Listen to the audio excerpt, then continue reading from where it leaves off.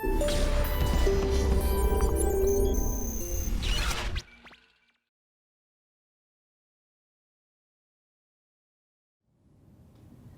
Alkitab, selamat berjumpa lagi dengan Lembaga Alkitab Indonesia. Kami hadir untuk menemani Anda dalam acara seminar Alkitab yang kali ini akan membicarakan tentang tema apa kata Alkitab tentang mengambil bagian dan berbagi. Dan untuk itu telah hadir bersama dengan kita Pendeta Dr. Bambang Subandrio. Beliau adalah dosen Perjanjian Baru dan Bahasa Yunani di Sekolah Tinggi Teologi Jakarta. Dan pembicara yang kedua, Pendeta Dr. Martin L. Sinaga, beliau pendeta Gereja Kristen Protestan Simalungun, juga pengajar studi agama-agama di STT Jakarta dan STF Driarkara. Nah, kita akan mulai seminar kita pada kali ini dengan Pak Bambang, yang akan membawakan pada kita tentang bagaimana ceritanya ketika Paulus mengupayakan bantuan bagi jemaat di Yerusalem dari jemaat-jemaat di Asia Kecil. Kepada Pak Bambang kami persilahkan. Terima kasih Ibu Moderator dan sahabat Alkitab yang terkasih. Ketika kita berbicara mengenai bagaimana kita mesti berbagi, kita akan belajar dari apa yang dilakukan oleh Paulus ketika ia berusaha mengumpulkan dana untuk jemaat Yerusalem yang sedang mengalami penderitaan.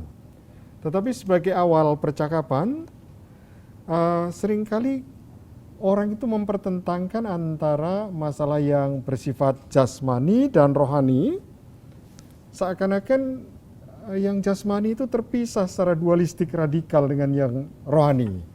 Tetapi ternyata keduanya tidak harus dibedakan sebenarnya. Sebab bagi orang beriman, semuanya harus dipandang sebagai rohani dalam tanda petik. Artinya baik yang jasmani maupun yang rohani, semuanya rohani. Dalam pengertian semua mesti dipertanggungjawabkan di dalam iman kepada Allah. Jadi kalau demikian, yang dimaksud dengan rohani itu adalah dalam arti semua mesti dilakukan dalam relasi dengan Allah. Itu maksud semuanya rohani. Nah, kesadaran inilah yang telah mendorong Paulus menggerakkan pelayanan jemaat-jemaat yang didirikannya terutama di Asia Kecil untuk melakukan pelayanan kasih dalam rangka mendukung jemaat di Yerusalem. Nah, bagaimana persoalan yang sedang dihadapi jemaat Yerusalem pada waktu itu? Jemaat Yerusalem dikatakan di dalam kesaksian Perjanjian Baru itu mengalami kemiskinan, dan itu terjadi sebenarnya sejak peristiwa Pentakosta. Jadi begini, ketika peristiwa Pentakosta, setelah itu terjadi maka tumbuhlah jemaat, dan jemaat-jemaat ini sebagian besar bukan hanya yang asli dari Yerusalem sendiri, tetapi juga dari kaum proselit yang datang dari wilayah-wilayah lain ke Yerusalem. Dan mereka enggan untuk meninggalkan Yerusalem setelah peristiwa Pentakosta itu. Nah, apalagi yang tua-tua usianya. Mereka yang lansia bahkan ingin mati di Yerusalem.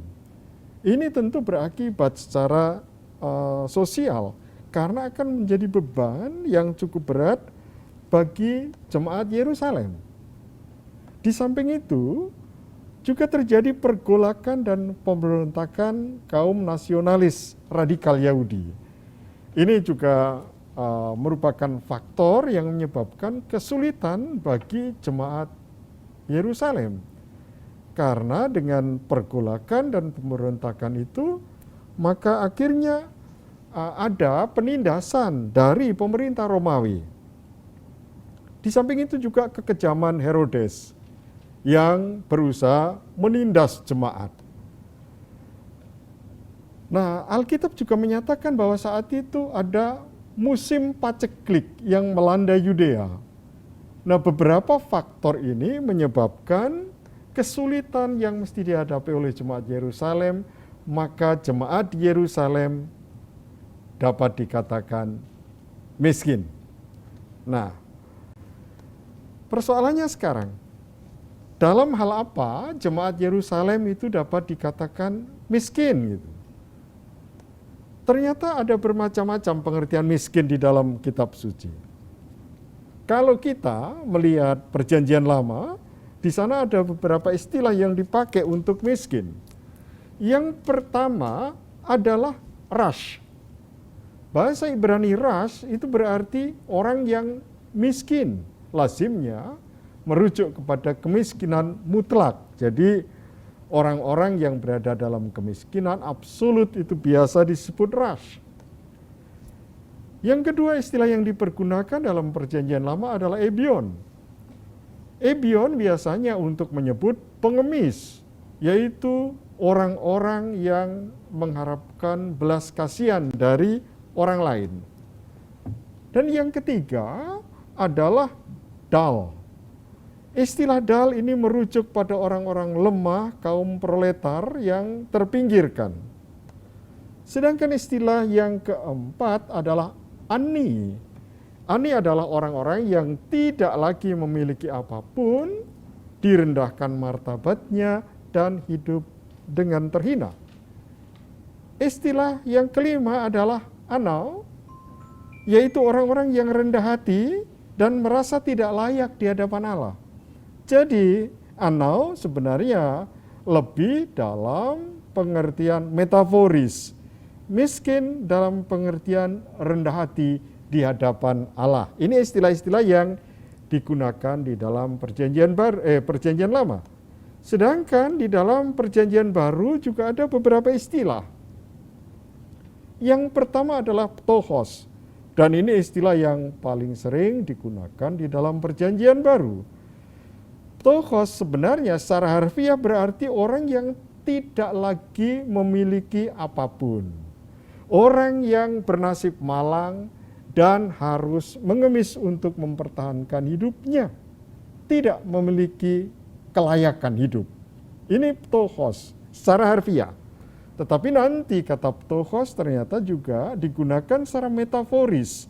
Seperti di dalam Matius 5, berbahagialah orang yang miskin di hadapan Allah. Miskin di situ juga digunakan kata ptochos.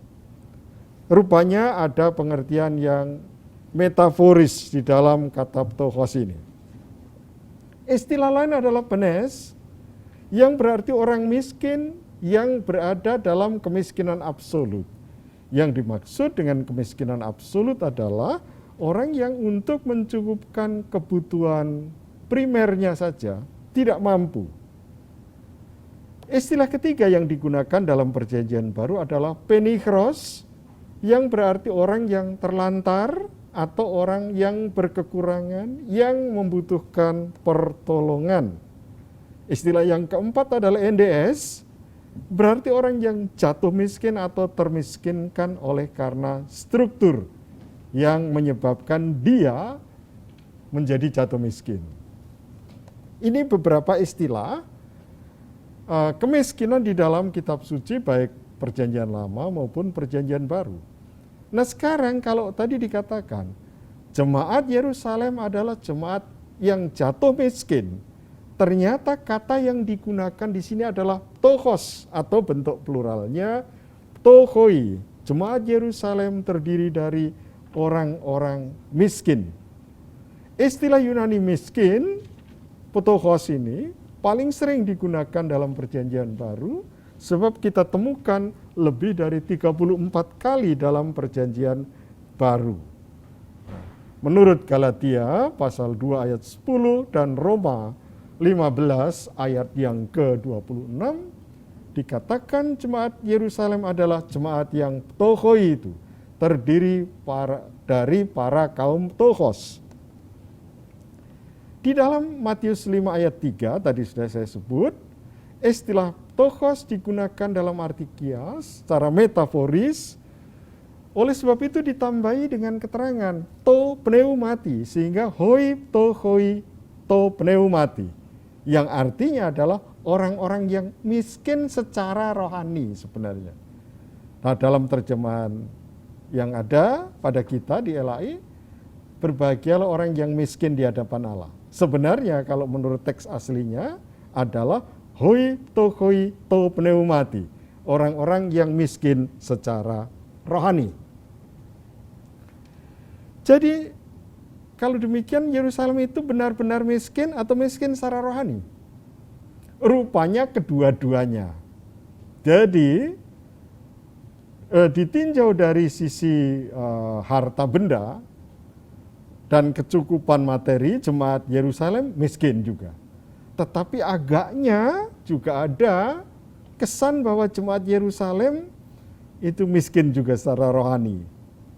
Nah, itulah sebabnya kemudian timbul persoalan bagaimana jemaat-jemaat terutama yang berhasil didirikan Paulus di Asia Kecil berpartisipasi di dalam kemiskinan jemaat Yerusalem itu.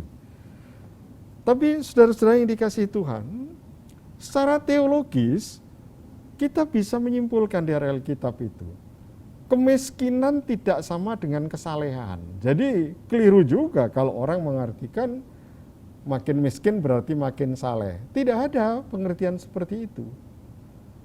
Kemiskinan tidak sama dengan kesalehan. Yang kedua, kemiskinan itu juga bukan kebajikan iman. Jadi makin beriman makin miskin itu juga pemikiran yang keliru ternyata. Yang ketiga, kemiskinan itu bukan kehendak Allah. Jadi kalau ada orang yang memahami, oh kemiskinan itu adalah takdir yang dikehendaki Allah, rupanya juga bukan demikian. Kemiskinan tidak memiliki hubungan kausalistik secara langsung dengan dosa. Artinya, bukan berarti kalau orang berdosa itu miskin, sebaliknya orang beriman mesti menjadi kaya. Ternyata bukan. Kemiskinan tidak ada hubungan kausalistik dengan masalah dosa. Tetapi yang dibicarakan di dalam kitab suci, kemiskinan itu adalah hal yang harus diatasi. Orang miskin harus dibela, dilepaskan dari segala bentuk penindasan dan eksploitasi. Itu yang ditekankan di dalam Alkitab. Jadi tidak mencari-cari hubungan kausalistik kenapa seseorang bisa menjadi miskin. Orang kaya dan para penguasa diperingatkan agar mereka tidak menindas dan mengeksploitasi sesama, apalagi mengeksploitasi orang miskin dan tertindas. Bahkan kalau kita membaca awal kitab Yeremia, di sana ditandaskan orang kejam yang menimbulkan penderitaan bagi orang lain itu harus dikendalikan gitu. Jadi sekali lagi, kemiskinan tidak ada kaitannya dengan masalah dosa, melainkan kemiskinan adalah fakta yang harus diatasi. Nah, sekarang kita kembali kepada kemiskinan jemaat Yerusalem. Menghadapi kemiskinan itu, maka kemudian para rasul mengadakan sidang di Yerusalem. Akhirnya di sana disepakati, keselamatan tidak eksklusif hanya bagi orang Yahudi, tetapi juga bagi orang-orang non-Yahudi di luar umat Israel. Nah, dengan kenyataan ini, maka para rasul sepakat. Rasul Petrus dipercaya memberitakan Injil kepada orang-orang bersunat atau orang-orang Yahudi, sedangkan Rasul Paulus bersama Barnabas kecuali ditugaskan mengabarkan Injil kepada orang-orang non-Yahudi, juga ditugaskan mengumpulkan sumbangan bagi jemaat miskin di Yerusalem. Ini keputusan ringkas dari persidangan para rasul yang dipaparkan di dalam Kisah Rasul pasal 15. Nah, Paulus menanggapi keputusan sidang para rasul ini, akhirnya menerima tugas itu. Dasar penerimaannya yang pertama, bukan karena Paulus merasa status kerasulannya lebih rendah daripada para rasul yang lain, sehingga ia harus melaksanakan perintah para rasul yang statusnya lebih tinggi daripadanya. Bukan itu, melainkan karena didorong oleh kesadaran akan tanggung jawabnya untuk menolong orang-orang miskin. Jadi upaya untuk mengumpulkan dana dalam rangka membantu jemaat Yerusalem yang miskin ini juga bukan merupakan upeti bagi jemaat-jemaat di luar Yerusalem kepada jemaat Yerusalem. Bukan itu juga, bukan karena upeti. Paulus berharap jemaat Yerusalem menerima dengan baik sumbangan saudara-saudara seiman yang lain. Ini harapan Paulus. Karena apa? Rupanya tetap ada kecurigaan dari orang-orang Yahudi terhadap diri Paulus yang ditugaskan mengabarkan Injil kepada orang non-Yahudi, dan orang-orang Yahudi sementara itu masih memiliki keangkuhan rohani, sehingga untuk menerima sumbangan dari jemaat-jemaat non-Yahudi rupanya juga tidak gampang, sekalipun mereka berada di dalam kemiskinan dan kekurangan. Nah, menghadapi kemiskinan jemaat Yerusalem, Paulus memberikan dorongan kepada jemaat-jemaat yang didirikannya, terutama di luar Palestina dan khususnya di Asia Kecil. Paulus mengingatkan agar jemaat dengan rela ikut ambil bagian dalam pengumpulan dana, berbagi untuk menolong jemaat miskin di Yerusalem. Nah, Paulus menasihatkan di dalam 1 Korintus pasal 16 ayat 1 sampai 3 supaya jemaat-jemaat itu pada hari pertama tiap-tiap minggu mengumpulkan sumbangan sampai dengan kedatangannya ketika Paulus dan beberapa kawannya mengkompilasi atau mengumpulkan persembahan jemaat-jemaat di Asia Kecil itu. Dan Paulus juga mendorong supaya di dalam berbagi, dasar jemaat-jemaat itu adalah kerelaan dan bukan keterpaksaan. Di samping itu, bantuan yang diberikan supaya disesuaikan juga dengan berkat Tuhan yang mereka terima. Maksud Paulus, mereka yang merasa menerima berkat banyak, ya berilah banyak. Mereka yang menerima berkat sedikit, ya berilah sesuai kemampuannya. Jadi dalam hal ini kerelaan bukan keterpaksaan yang disesuaikan dengan berkat Tuhan yang diterimanya. Tujuannya ganda sebenarnya. Tujuan pengumpulan dana itu ganda. Yang pertama, menolong jemaat miskin di Yerusalem didasari kerelaan dan kesadaran akan kasih Allah yang telah mereka terima di dalam Kristus sebagai ucapan syukur demi kemuliaan Allah sendiri. Jadi persembahan itu sebenarnya adalah realisasi ucapan syukur oleh karena mereka telah menerima berkat Allah dan demi kemuliaan Allah, bukan demi keangkuhan diri. Yang kedua, untuk menampakkan keesaan gereja yang solid. Jadi jemaat dimanapun yang beriman kepada Kristus yang sama mestinya saling menopang, saling menolong tanpa disekati dan dibatasi oleh berbagai perbedaan-perbedaan manusiawi. Itu tujuan ganda dari imbauan Paulus untuk mengumpulkan dana dalam rangka menolong jemaat miskin di Yerusalem. Nah, dari uraian singkat ini, ada beberapa untayan pengajaran yang bisa kita ambil. Yang pertama, Paulus dan jemaat-jemaatnya, jemaat yang didirikannya maksudnya, melaksanakan pengumpulan dana sebagai bentuk pelayanan kasih atau solidaritas sosial bagi jemaat di Yerusalem yang dilakukan dengan sungguh-sungguh. Yang kedua, Dilakukan Paulus, hal ini, pengumpulan dana ini maksudnya, dilakukan Paulus bukan karena kerendahan derajat kerasulan Paulus, melainkan karena kesadaran yang terdalam untuk melakukan pelayanan kasih.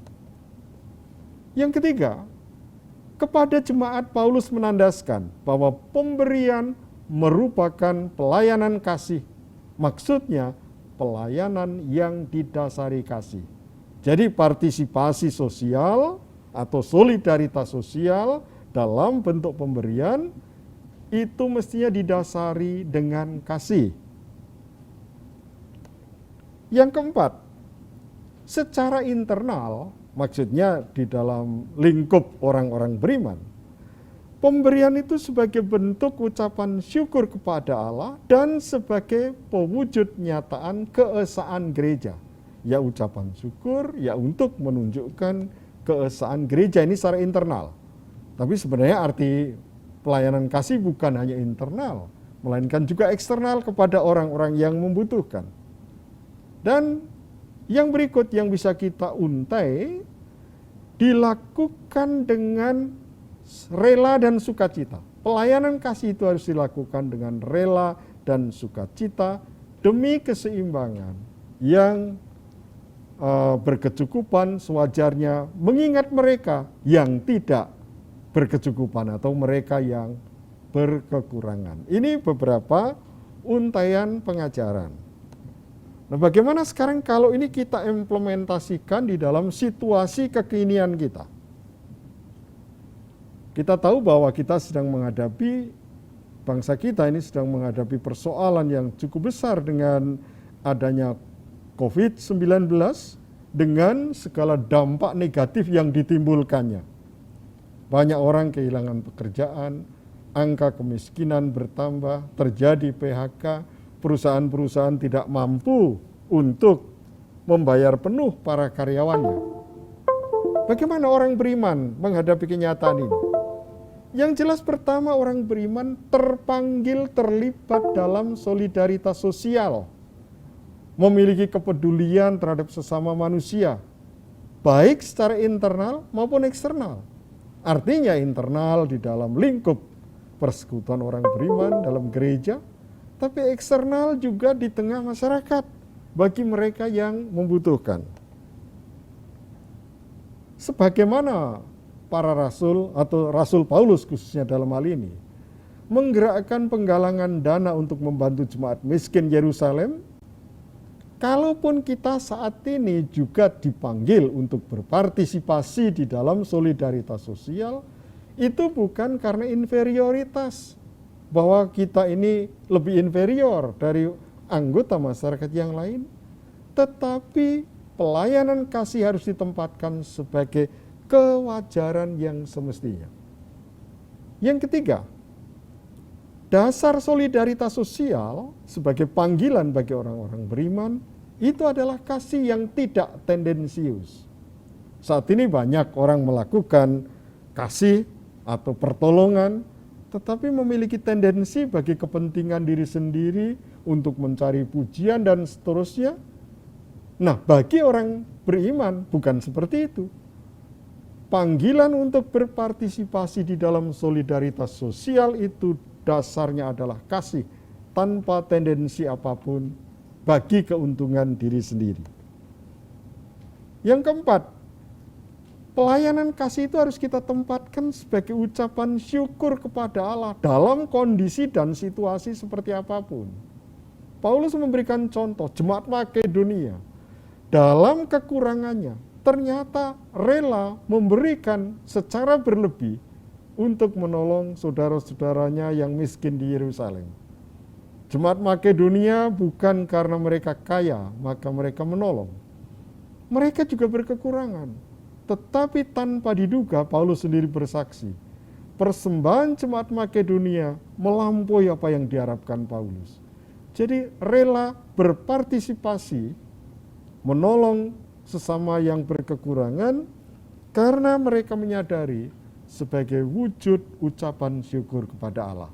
Nah, bagi kita saat ini juga tidak ada dalih untuk tidak ikut serta di dalam solidaritas sosial dengan dalih apapun. Tidak ada dalih, sebab kita harus mengucap syukur dalam bentuk perhatian kepada mereka yang menderita. Dan yang terakhir, secara internal di kalangan umat Kristen sendiri, mestinya perhatian satu sama lain itu harus merupakan indikator bahwa gereja itu sesungguhnya esa adanya. Kalaupun dalam realitas seringkali orang terpecah belah, ini karena tidak menyadari bahwa pada hakikatnya gereja itu esa, saling memperhatikan, saling menopang, dan saling menolong. Saya kira demikian bahasan singkat bertolak dari aktivitas Paulus mengumpulkan persembahan untuk menolong jemaat miskin di Yerusalem. Sekian Ibu Moderator, terima kasih. Ya, terima kasih Pak Bambang. Ya, kita lanjutkan dengan pembicara selanjutnya. Pak Martin akan menjelaskan tentang refleksi teologis atas perjalanan pengumpulan dana Rasul Paulus ini. Kepada Pak Martin kami serahkan 30 menit selanjutnya. Ya. Terima kasih Ibu Nela, terima kasih Bu Moderator, dan salam sejahtera sahabat-sahabat Alkitab sekalian. Tadi Pak Bambang Subandrio sudah menjelaskan perjalanan Paulus mengumpulkan dana kolekte untuk orang-orang kudus di Yerusalem, dan dia melakukan itu dengan sungguh-sungguh. Nah, saudara-saudara, bukan hanya dia melakukan dengan sungguh-sungguh, Rasul Paulus juga secara khusus dalam 2 bab di surat Korintus yang kedua menulis tentang apa itu arti memberi. Dan dengan dia merenungkan ini, saudara-saudara, dia merenungkannya secara teologis. Tapi bukan hanya secara teologis nanti artinya juga bahwa perenungannya itu bisa kita ambil bagi kita. Dalam arti apa? Bagaimana kita juga sekarang lebih memahami arti pemberian, arti berbagi dalam hidup kita sehari-hari, khususnya di tengah-tengah situasi kita yang khusus ini, saudara-saudara. Nah, mari kita dalami, dan kata yang dipakai itu charisestai itu kata kerjanya, pemberian, tetapi di Alkitab juga banyak sekali kata terkait pemberian atau memberi ini, dan karena itu Paulus secara khusus seperti saya katakan tadi mengambil 2 bab dalam suratnya untuk mendalaminya, agar bukan hanya untuk kepentingan Yerusalem memberi itu penting, tapi juga untuk kekristenan, untuk gereja, bahkan untuk seluruh masyarakat. Nah, ada orang yang mengatakan memang Paulus melakukan 3 kali perjalanan misi, bahkan ada yang sudah mengukur kira-kira 16.000 kilometer jauhnya. Saudara bisa bayangkan Jakarta Semarang 500 kilometer, berarti 32 kali Paulus bolak-balik Jakarta Semarang dalam seluruh perjalanan misinya. Tetapi juga ada yang mengatakan bukan hanya tentang misi yang dikerjakan Paulus dalam perjalanan 16.000 km, tapi juga tentang kolekte. Dia selalu mengumpulkan dalam perjalanan misinya. Dan sekali lagi, ini dilakukannya karena sudah sepakat bahwa tugasnya sebagai penginjil untuk orang-orang yang tidak bersunat, untuk orang-orang keturunan Yunani atau Romawi, bahwa dia memang bekerja sambil mengingat orang-orang miskin, sambil mengupayakan persembahan. Dengan demikian, betapa memang seluruh kehidupan Paulus juga mengenai memberi, mengenai kolekte, tentu saja juga mengenai Kristus. Nah, saudara-saudara yang terkasih, karena kita mau mendalami makna teologis pemberian, baik juga kalau kita membandingkan dengan tradisi memberi. Sudah diumumkan saudara-saudara dalam berita tentang pemberian, orang Indonesia katanya hampir 54% dalam akhir-akhir ini memberi. Bahkan menurut seorang antropolog yang terkenal sekali dari Prancis, Marcel Mauss, dia menganalisa kebudayaan-kebudayaan klasik, kebudayaan-kebudayaan primal, dan sebenarnya kesimpulannya, nah di sini kita agak kaget, orang sebenarnya tidak pernah bisa memberi dengan cuma-cuma. Selalu orang yang kelihatannya memberi sebenarnya sedang bertukar. Selalu orang memberi dengan bayangan nanti ada imbalannya. Imbalannya entah prestise, kan katanya kalau dia kaya, hukum sosialnya dia harus murah hati dong. Kalau enggak, dia belum terbukti kaya. Sehingga kadang-kadang orang kaya memberi karena hendak membuktikan bahwa dia memiliki sesuatu. Atau bahkan kadang-kadang orang Kristen juga sering belum langsung yakin bahwa banyak memberi, banyak diberkati. Jadi Marcel Mauss mengingatkan kita hati-hati loh, bahwa mungkin sebenarnya memberi itu adalah kata lain dari menantikan imbalan.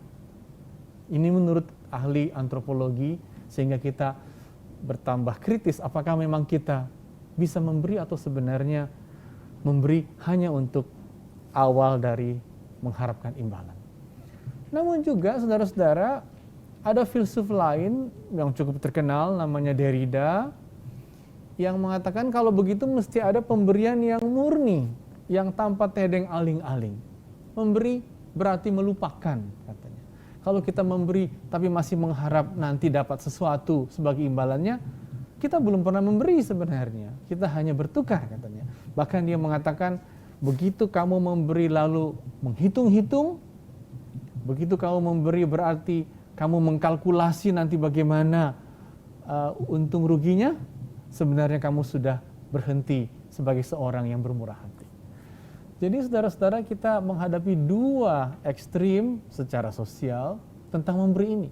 Di satu pihak, memberi sebenarnya adalah cara lain untuk menunggu imbalannya nanti, atau kita diharapkan untuk memberi lalu melepas begitu saja. Karena itu mari kita memasuki penglihatan Alkitab, pandangan Paulus mengenai memberi itu bagaimana kalau iman ikut serta sebagai dasar memberi. Seperti sudah saya katakan tadi bahwa Paulus dalam 2 bab di Korintus khusus ingin mendalami apa itu memberi, yaitu bab 8 dan bab 9. Dan saudara-saudara tentu kalau membaca Korintus di sana banyak konflik, banyak salah paham. Bahkan dalam salah satu bagian dari surat Paulus di Korintus, bagian teksnya 2 Korintus 2 ayat 4, bahkan dia mengatakan, aku ini dengan cemas, dengan sesak menulis surat ini, bahkan mencucurkan air mata katanya. Ya. Sangkin dia menghadapi keadaan yang tidak mudah. Tapi dalam bagian lain, dalam 2 Korintus 7 ayat 3, Paulus udah lega, karena dia mendapat berita dari Titus bahwa sekarang jemaat Korintus sudah sepakat dalam hal apa itu arti menjadi Kristen, dan sepakat dalam hal apa itu memberi. Nah, karena jemaat sudah mulai sepakat, lalu Paulus menulis di bab 8 dan bab 9 tentang apa itu memberi secara Kristiani. Kira-kira begitu pesannya, dan kiranya pesan ini bisa nanti bermakna bagi kita. Nah, saudara-saudara, dalam 2 Korintus 8 mengenai memberi, pertama-tama Paulus membandingkan dengan jemaat di Makedonia. Dia mengatakan jemaat di Makedonia ini sebenarnya miskin. Bahkan mereka disebut bukan hanya miskin, mereka agak dieksklusi, agak dipojokkan secara sosial, minoritas yang terpojok. Namun, mengapa mereka memberi, dan ini juga menjadi pesan bagi kita, ialah karena mereka mengalami pemberian Allah dalam Kristus. Charis itu, pemberian itu mereka alami, dan bahkan dengan jelas mereka mengatakan, karena kami telah memperolehnya, katanya, kami ingin mengambil bagian dari itu semua. Jadi saudara-saudara, dengan kata lain kita bisa mengambil satu kesimpulan, begitu iman ikut dalam hal memberi, begitu Injil dipercayai, berarti orang berpartisipasi dalam kasih karunia itu. Orang ikut dalam kasih karunia yang nyata bersama Kristus itu. Dan ketika kasih karunia itu nyata dalam Kristus, orang-orang bersekutu, orang-orang berkoinonia dalam bahasa Yunaninya, berarti bersama-sama. Dan kalau bersama-sama, tidak ada kata lain selain berbagi. Itulah pengalaman jemaat Makedonia yang hendak dijadikan Paulus sebagai contoh. Jadi, begitu mereka ikut dalam sukacita Injil, mereka juga ingin ambil bagian dalam pemberian. Itulah contoh Makedonia yang bagi Paulus penting untuk jemaat Korintus, bahkan juga untuk kita. Nah, lanjut saudara-saudara, bukan hanya jemaat Makedonia sebagai contoh, tapi juga Kristus sebagai model mengapa kita memberi. Apa katanya saudara-saudara? Karena sekarang kamu sudah kaya dalam anugerah, maka kamu juga tentu kaya dalam pemberianmu. Dan kekayaan anugerah itu kita terima karena Kristus. Bukan hanya kita terima karena Kristus, Dia adalah model, contohnya. Dan dalam ayat itu dikatakan oleh Paulus bahwa Kristus yang adalah kaya, tapi karena kamu Dia menjadi miskin, agar kamu menjadi kaya. Apa yang dikatakan Paulus ini cocok sekali dengan dua kata Prancis, saudara-saudara, yang sering dikutip orang bahwa memberi, donner, ya, itu terkait juga dengan kata abandonner, yaitu menelantarkan. Maksudnya apa? Seperti Kristus yang memberi, maka kita semua pun kiranya ikut serta memberi seperti Kristus juga memberi. Agar apa? Agar tidak ada yang ditelantarkan. Donasi kita berguna agar apa? Agar tidak ada yang di-abandon, agar tidak ada yang ditelantarkan. Jadi semangat memberi berarti juga semangat mengikut sertakan. Karena itulah inti kasih karunia, karena itulah juga inti hidup Kristiani. Lalu saudara-saudara, Paulus melanjut, tapi ingat ya, pemberianmu ini karena kau ikut dalam kasih karunia, karena kau tidak mau ada yang terabaikan. Ingat, itu dikerjakan dengan hikmat. Hikmatnya disebut apa? Keseimbangan. Dengan kata lain, jangan ada orang yang jadinya berlebihan menerima, tapi juga jangan sampai kau juga tidak punya apa-apa. Tapi kalau begitu ingatlah peristiwa mana. Ya. Dan Paulus mengingatkan bahwa pada momen mana itu justru orang yang ingin banyak akhirnya dapatnya cukup juga. Orang yang seolah-olah kok sedikit ku dapat akhirnya tidak kekurangan. Dengan kata lain, orang yang memberi dan orang yang diberi menemukan arti hidup yang dicukupkan oleh Tuhan. Itu pesan yang disebut keseimbangan. Semuanya ini untuk keseimbangan. Kalau begitu kita bisa mengambil kesimpulan pertama dari pendalaman Paulus dalam bab 8 2 Korintus kira-kira seperti ini. Mengapa kita memberi? Oh, jelas kita memberi bukan karena kita ingin lebih banyak lagi menerima, ingin lebih banyak lagi diberkati, tidak. Kita memberi karena kita sebenarnya telah diundang dalam persekutuan yang isinya adalah kasih karunia, yaitu persekutuan dalam Kristus. Dan persekutuan itu memenuhi kita sebenarnya. Dan karena itu memenuhi kita, maka kita menggerakkan tangan kita dalam keikhlasan. Tujuannya apa? Tujuannya selain kita hendak hidup dalam persekutuan kasih karunia, tapi tujuannya juga agar orang lain tidak diabaikan. Donasi kita, donner kata orang Perancis. Kenapa kita donate? Agar tidak ada yang diabandon, agar tidak ada yang ditelantarkan dalam kehidupan ini.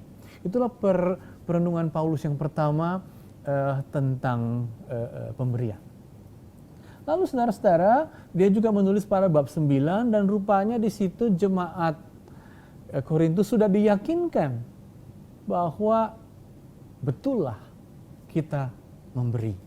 Benarlah apa yang dikatakan Paulus, dan dengan demikian Paulus ingin sedikit melanjutkan lagi apa yang penting agar semakin kuat keyakinan tentang memberi ini. Lalu pada awal kalimatnya saudara-saudara, Paulus mengatakan hal yang sebenarnya cukup umum. Dalam bab 9 itu dikatakan ayat 6 seperti ini. Orang yang menabur sedikit akan menuai sedikit, orang yang menabur banyak akan menuai banyak. Maksudnya bukan mau mengatakan kalau kamu banyak memberi kamu akan banyak diberkati, bukan. Tapi maksudnya adalah karena kamu sudah dalam kasih karunia itu, maka pemberianmu yang besar akan menghasilkan arti yang besar bagi persekutuan, bagi semua orang. Itu common sense. Makanya Paulus mengutip dari Amsal, itu di dunia pertanian yang banyak kamu tabur akan banyak kau tuai. Dan kerjakanlah lebih-lebih lagi agar pemberianmu menciptakan banyak sukacita dan mengikut sertakan banyak orang. Itu poin yang mau dikatakan Paulus. Nah, inti teologis yang paling penting saudara-saudara ada pada 2 Korintus 9 ayat 7. Dan di sini pendalamannya cukup mengagetkan. Mengapa? Menurut ahli Perjanjian Baru bernama Uli Bayer, dia menulis bersama Evalina Simamora di STT Nomensen Siantar, mereka mengatakan begini saudara-saudara. Dalam Amsal Septuaginta bab 22 ayat 9 sebenarnya tertulisnya begini. Allah memberkati seorang laki-laki yang bersukaria, seorang yang memberi. Namun bagi Paulus ini mesti lebih jauh lagi. Bukan hanya laki-laki yang bersukaria dan bukan soal memberkati ini. Tapi Paulus mau mengatakan apa? Justru karena Allah mengasihi, maka Allah akan semakin mengasihi siapa saja yang memberi dengan sukacita. Jadi mengapa orang memberi? Soalnya bukan agar dia semakin diberkati, bukan. Tetapi agar semakin nyatalah sukacitanya.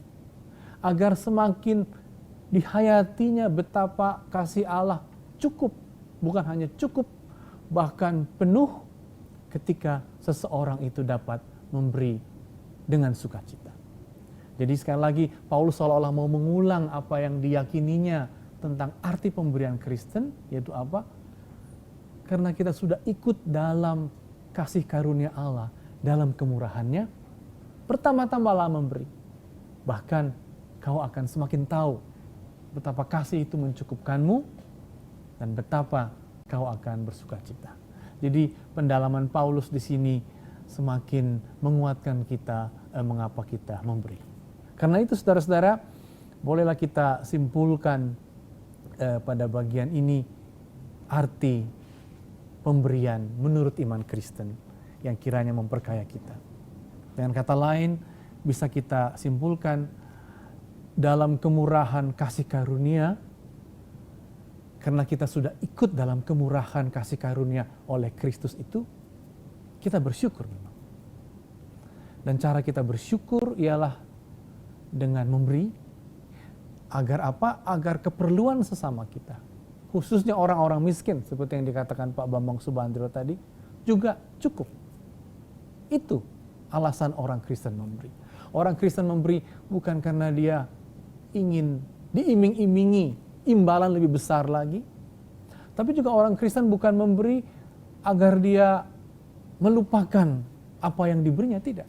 Orang Kristen memberi kenapa? Karena kita hendak hidup dalam lingkaran peredaran anugerah kemurahan Allah yang sudah menjadi bagian kita itu, dan kita memberi agar semakin nyata, agar semakin jelas anugerahnya itu, dan semakin kelihatan bahwa kita bersyukur dan semakin juga orang lain ikut dalam sukacita, dicukupkan karena seperti mana semua kita akan dicukupkan. Itulah saudara-saudara perenungan teologis memberi menurut Alkitab, menurut iman Kristen. Terima kasih Bu Nela untuk kesempatannya.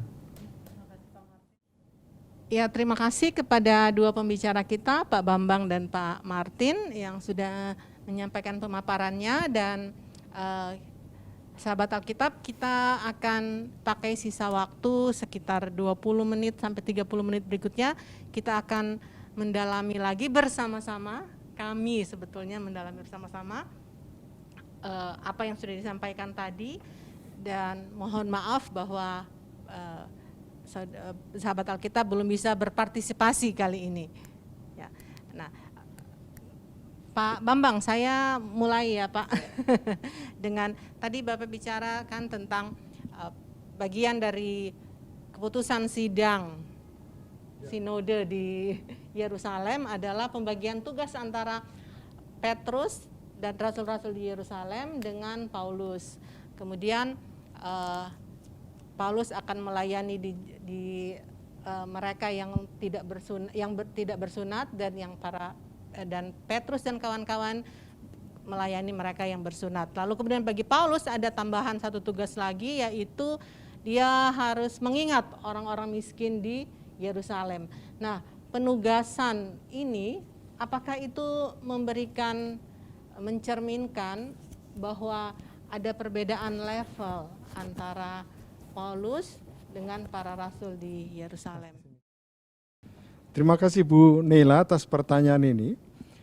Seperti tadi sudah saya jelaskan bahwa sesungguhnya bukan karena kerasulan Paulus lebih inferior, lebih rendah daripada kerasulan rasul-rasul yang lain sebenarnya. Tetapi ini satu keputusan sidang bersama yang sebenarnya persidangan itu pertama-tama memang mempersoalkan apakah benar kerasulan Paulus itu layak diterima. Nah, terutama para rasul yang Yahudi asli itu memang tadinya memandang sebelah mata kerasulan Paulus, terutama Yakobus dan kawan-kawan. Tetapi kemudian di dalam persidangan disepakati, kerasulan Paulus itu tidak lebih rendah daripada yang lain. Sehingga pembagian tugas ini sebenarnya semata-mata pembagian tugas bukan karena kerasulan Paulus lebih inferior. Alasan yang lain karena jemaat di Yerusalem untuk miskin dan tidak mungkin menggali dana dari dalam jemaat Yerusalem, maka Paulus yang ditugasi memberitakan Injil kepada orang-orang non-Yahudi di luar Palestina, itu sekaligus justru memungkinkan untuk menghimpun dana dari jemaat-jemaat di luar Palestina. Nah, hal itu ditegaskan oleh Paulus di dalam suratnya kepada jemaat Galati. Kalau saya boleh membaca Galati pasal yang kedua, mulai ayat yang ke-7 sampai 10 begini. Tetapi sebaliknya, setelah mereka melihat bahwa kepadaku telah dipercayakan pemberitaan Injil untuk orang-orang tidak bersunat, sama seperti kepada Petrus untuk orang-orang bersunat, karena ia Kristus dalam hal ini, yang telah memberikan kekuatan kepada Petrus untuk menjadi rasul bagi orang-orang bersunat, ia juga yang telah memberikan kekuatan kepadaku untuk orang-orang yang tidak bersunat. Dan setelah melihat kasih karunia yang dianugerahkan kepadaku, maka Yakobus, Kefas, dan Yohanes, ini yang mewakili pandangan superioritas Yahudi, yang dipandang sebagai soko guru jemaat, berjabat tangan dengan aku dan dengan Barnabas sebagai tanda persekutuan, supaya kami pergi bersama orang-orang yang tidak bersunat dan mereka kepada orang-orang yang bersunat. Hanya kami harus tetap mengingat orang-orang miskin, dan memang itulah yang sungguh-sungguh kuusahakan melakukannya. Jadi sebenarnya pelaksanaan Paulus untuk menghimpun dana dari jemaat-jemaat di luar jemaat Yerusalem itu didorong oleh kesadarannya sendiri, bukan karena inferioritasnya. merasa kerasulannya lebih rendah. Itu tanda sekali di ayat yang ke-10. Hanya kami harus tetap mengingat orang-orang miskin. Memang itulah yang sungguh-sungguh kuusahakan melakukannya. Jadi dorongan dalam diri Paulus seperti dikatakan Pak Martin, oleh karena Paulus sudah merasa lebih dulu kasih karunia Allah yang diterimanya, sehingga sekarang setelah menyaksikan jemaat Yerusalem yang miskin, mau tidak mau ia harus menggalang dana untuk menunjukkan pelayanan kasih kepada mereka. Jadi bukan karena kerasulan Paulus lebih rendah, melainkan karena kesadaran yang terdalam sudah memperoleh berkat dan karunia Allah, maka ia harus juga memperhatikan orang-orang yang membutuhkan pertolongan. Maka dari itu, tadi saya katakan ada aspek horizontal dan ada aspek vertikalnya. Pada satu sisi menunjukkan bahwa dia sudah menerima karunia Allah, maka karunia itu harus juga dijabarkan kepada orang lain. Tapi pada sisi lain itu juga merupakan ucapan syukur kepada Allah. Itu yang dikatakan Paulus kepada jemaat Korintus di surat 2 Korintus yang tadi sudah dibaca Pak Martin juga. Jadi begini, sebab pelayanan kasih yang berisi pemberian ini bukan hanya mencukupkan keperluan orang-orang kudus, tetapi juga melimpahkan ucapan syukur kepada Allah. Jadi pada satu sisi menjabarkan kasih Allah juga kepada orang lain, dan terutama dalam hal ini memperhatikan orang-orang miskin di Yerusalem, tapi pada sisi lain melimpahkan ucapan syukur kepada Allah, merupakan limpahan ucapan syukurnya kepada Allah. Demikian Bu Neila, terima kasih. Nah Pak, tapi kalau mekanismenya ini, mekanisme Paulus dia ketika mencari dukungan itu, ini dia juga memperlihatkan upaya yang sungguh-sungguh ya Pak. Ada sebelum dia datang, ada yang pergi cek dulu. Ini mungkin Bapak bisa jelaskan lebih lanjut tentang ini, atau Pak Martin ingin menambahkan sesuatu? Ya, mungkin yang mau saya tanya juga kepada Pak Bambang, bagaimana Paulus membawa itu semua, kolekte itu, bukankah perjalanan itu resiko gitu ya? Dan mungkin pertanyaan yang kadang-kadang orang sering tanyakan, berhasil nggak sih ini gitu ya? Dan sampai nggak sih ini semua? Kan gitu, karena Paulus kadang-kadang dicurigai juga, jangan-jangan Paulus yang kau kumpulkan itu hanya untukmu, kan begitu. Gimana Pak Bambang? Ya. Dan metode pertanggungjawabannya ya, betul. ala sekarang zaman dulu itu seperti apa? Ya. Terima kasih. Pertama-tama, Paulus memberikan imbauan dan dorongan kepada jemaat-jemaat di luar Yerusalem dengan menyadarkan, ingatlah berkat Allah yang sudah kamu terima. Sehingga selayaknya kalian mengingat juga saudara-saudaramu yang miskin di Yerusalem. Itu dorongan Paulus, sehingga selalu dasarnya adalah karena kalian sudah menerima kasih karunia Allah. Oleh sebab itu sewajarnya jika kalian juga ikut ambil bagian di dalam mengatasi kesulitan-kesulitan jemaat di Yerusalem. Kemudian yang kedua, pertanyaannya, apakah ini dipertanggungjawabkan oleh Paulus? Oh, dipertanggungjawabkan. Hanya mungkin pada saat itu belum ada akuntan publik.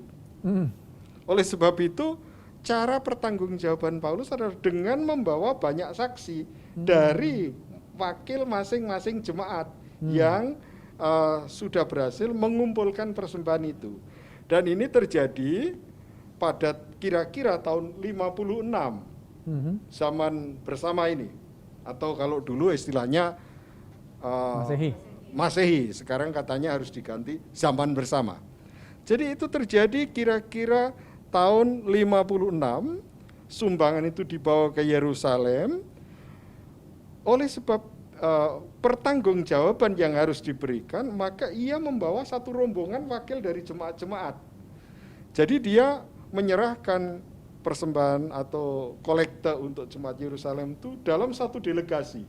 Ini yang diungkapkan di dalam Kisah Rasul pasal 20 ayat 4. Nah, delegasi itu ia disertai oleh Sopater anak Pirus dari Berea, dari jemaat Berea, Aristarkus dan Sekundus, keduanya dari Tesalonika, Gaius dari Derbe, dan Timotius, dan 2 orang dari Asia yaitu Tychicus dan Trofimus. Jadi dia tidak sendirian, tetapi satu delegasi. Ini demi pertanggungjawaban atas bantuan yang berhasil dikumpulkan. Sehingga dengan demikian utusan dari jemaat-jemaat itu menjadi saksi bahwa benar persembahan yang dikumpulkan untuk menolong jemaat miskin di Yerusalem itu sampai tepat pada sasaran dan tidak digunakan secara pribadi. Nah,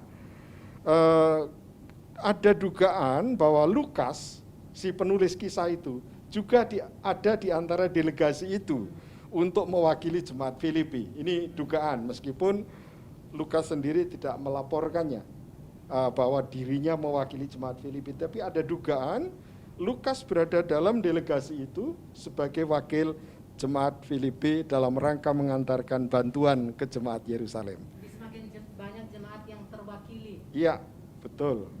Demikian Bu Neila. Ya, ini ada yang menarik tadi ya, bahwa mereka yang memberi karena diajak untuk memberi karena sudah menerima kasih karunia Allah. Nah, kita biasanya akan langsung memahami bahwa memberi dan karena sudah menerima kasih karunia Allah. Nah, itu pasti yang diminta untuk memberi atau diajak untuk memberi itu pasti mereka yang sudah berkecukupan secara finansial. Tapi ternyata ada jemaat-jemaat yang tadi disampaikan sebetulnya berkekurangan ya, Makedonia, dan bahkan secara sosial terpinggirkan. Tapi ternyata itu juga diajak untuk ikut memberi, menjadi bagian dari upaya untuk memperhatikan jemaat di Yerusalem ini.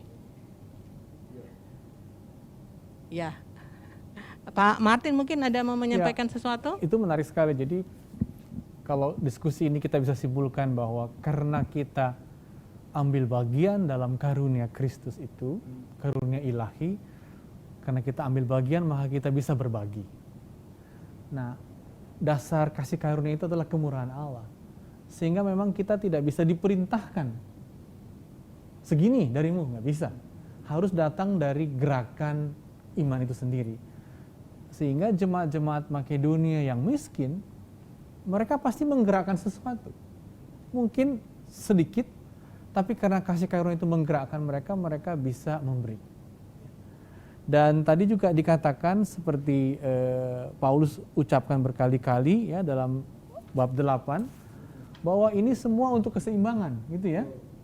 Jadi hasil pemberian jemaat-jemaat itu untuk keseimbangan. Bukan seperti yang sering dikatakan orang, ini untuk semua sama rata sama rasa, gitu ya, untuk keseimbangan. Apa arti keseimbangan? Saudara-saudara, penting sekali. Di satu pihak, seperti dikatakan pada ayat 14, agar kelebihanmu mencukupkan kekurangan. Jadi sesuatu itu seimbang kalau kita bisa sampai pada titik cukup. Dan setiap masyarakat kan memiliki kriteria apa itu cukup. Ya? Hidup layak misalnya, ya?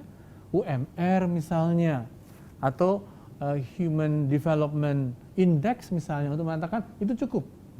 Jadi akan seimbang dunia ini, akan seimbang mungkin ekosistem ini kalau semua layak hidupnya. Itu yang pertama. Tapi yang kedua yang mau dikatakan dengan prinsip keseimbangan itu apa? Agar kamu tidak hidup dalam ketamakan.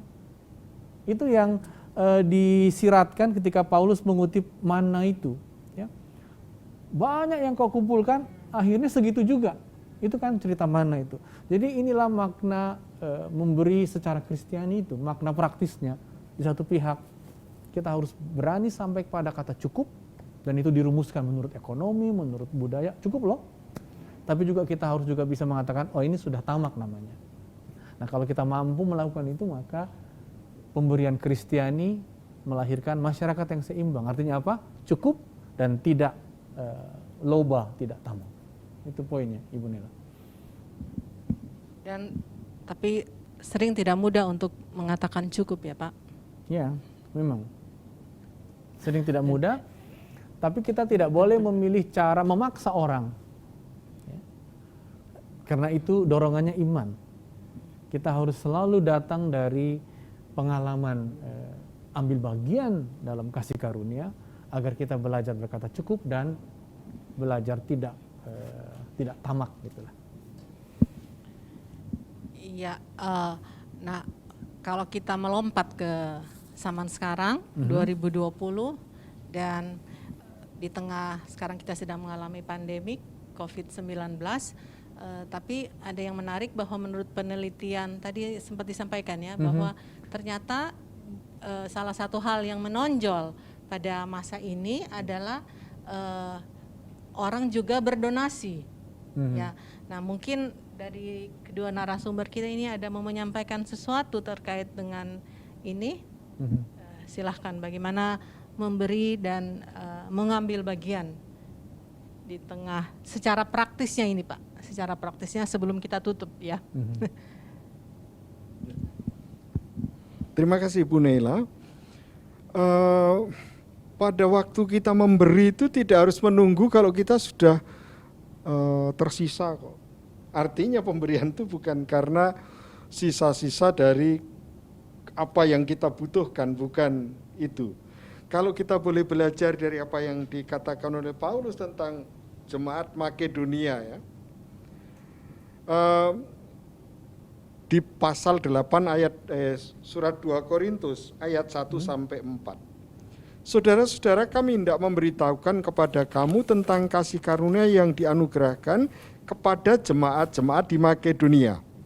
Selagi dicobai dengan berat dalam berbagai penderitaan, sukacita mereka meluap, dan meskipun mereka sangat miskin, namun mereka kaya dalam kemurahan. Tidak nunggu bahwa mereka harus kaya dulu. Aku bersaksi bahwa mereka telah memberikan menurut kemampuan mereka, bahkan melampaui kemampuan mereka. Dengan kerelaan sendiri, mereka meminta dan mendesak kepada kami, supaya mereka juga beroleh kasih karunia untuk mengambil bagian dalam pelayanan kepada orang-orang kudus. Nah, belajar dari jemaat Makedonia ini, pertama, memberi itu tidak menunggu kalau kita kaya dulu atau sudah berlimpah dulu, tidak. Dalam kondisi apapun kita ini bisa memberi seturut dengan kemampuan kita. Nah, memberi tidak dalam kondisi sekarang misalnya, tidak harus dalam wujud harta benda. Kita bisa menguatkan orang itu juga partisipasi. Sekalipun prinsip kita, ya jangan kita ini pelitlah di hadapan Allah karena kita ini para penerima karunia. Apapun yang bisa kita sumbangkan di dalam penderitaan orang lain itu pada hakikatnya pemberian. Hanya saja perlu dicatat seperti Pak Martin kemukakan, pemberian itu tidak tendensius untuk memperoleh kembali. Nah ini yang kebanyakan orang berpikirnya begitu. Memberi makin banyak, maka akan mendapat makin banyak bagi dirinya. Itu yang harus kita hindarkan sebenarnya. Pemberian bukan pemberian yang sejati, sejauh kita masih menginginkan sesuatu bagi diri kita sendiri. Termasuk yang paling sederhana, pujian. Kan banyak orang memberi dalam rangka supaya dipuji. Sebenarnya pemberian yang rela menurut Paulus bertolak dari kasih karunia Allah adalah pemberian yang tanpa motivasi menguntungkan diri sendiri, termasuk pujian. Oleh sebab itu kalau tadi Pak Martin menyinggung masalah prestis, sebenarnya bukan prestis yang dikejar, tapi prestasi untuk berpartisipasi di dalam pelayanan kasih itu. Yang ditekankan bagi orang beriman adalah prestasi dan bukan prestise. Jangan mengejar nama diri, melainkan berbuatlah sebanyak mungkin sebagai jawaban kasih karunia Allah yang sudah diterima. Mestinya begitu. Jadi tidak ada motivasi untuk kembali kepada dirinya sendiri, entah dalam bentuk materi atau yang imateri. Seperti nama baik tadi. Bukan itu tujuannya. Demikian Ibu Nela. Terima kasih. Terima kasih Pak dari Pak Martin. Mungkin ada kata dari bahasa Perancis yang sekali lagi menarik ya, bahwa memberi dalam bahasa Prancis itu donner. Dan kata mengabaikan, menelantarkan, abandonner. Jadi kalau kita tidak memberi, sebenarnya kita seperti sedang menelantarkan, mengeluarkannya dari kebersamaan. Mungkin ini dua hal yang menambah pengertian kita. Kita memberi agar orang lain ikut serta dalam kehidupan bersama-sama. Dan itulah yang paling serius sekarang di tengah kehidupan ini. Dan kita bersyukur sebenarnya bangsa Indonesia, mungkin hasil pelajaran sejarah hidupnya, adalah termasuk bangsa yang generous. Menurut Charity Aid Foundation, the most generous country itu antara lain Indonesia, Australia, Selandia Baru, dan Amerika. Mungkin jumlah pemberiannya nggak paling besar kita, tapi barangkali ini karena akar bangsa bergotong royong itu, Pak. Dan mungkin karena kita sudah terbiasa harus menerima dan tidak mengusir orang, karena kita ini kepulauan. Mana mungkin kita bisa mengusir orang masuk rentang pantai kita luar biasa, maka kita terbiasa untuk memberi tempat, memberi hidup, dan tidak membuat orang lain abandon, tersingkirkan. Mungkin itu kurang lebih pengalaman kita, dan kepada gereja, kepada LAI, barangkali kita juga ambil bagian ya, agar kehidupan bersama-sama ini berjalan, dan cara ambil bagian adalah memberi.